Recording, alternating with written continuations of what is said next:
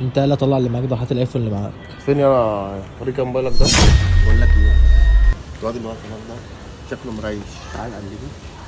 شكله عيل فوفي فاهم، انا منه نقلبه بس ماسك ايفون هاي. يلا بقى بتقول ايه؟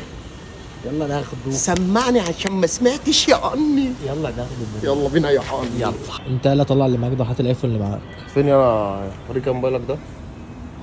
خد انت يالا مالك مسالم كده ليه؟ يالا انا بفتشك. خد دي كمان. ايه يالا في يالا؟ والله الدنيا جايه عليا يا جدعان.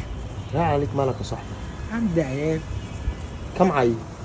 عندي 3 الحمد لله. ولاد ولا بنات؟ 2 ولاد وواحده بنت، الحمد لله جبتهم لوحدي والله. ربنا يعينك. وامهم امهم جبتها برضه؟ وابويا. ابوك جبته؟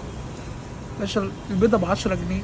بجد انا والله؟ عارف انتوا بتعملوا كده عشان الاحوال اللي احنا بنشوفها، يعني انا عذركم والله، لو معايا اكتر كنت هديلكم، بس انا مخنوق.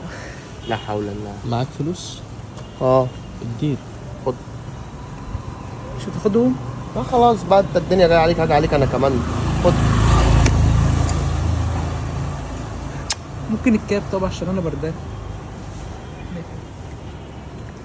يلا حبيبي. بينا يا عم، عيان جاي يدي ميت. استنى هديله الجاكيت، استنى هديله الجاكيت. لا مش هيجي مقاس يا كابتن، مش هيجي. خلاص. يا ولاد المغفله ضحكت عليهم، بس حلو. لا انا انفع ابقى ممثل على فكره تراجيدي. حط بقى الفلوس، في واحد جاي اهو.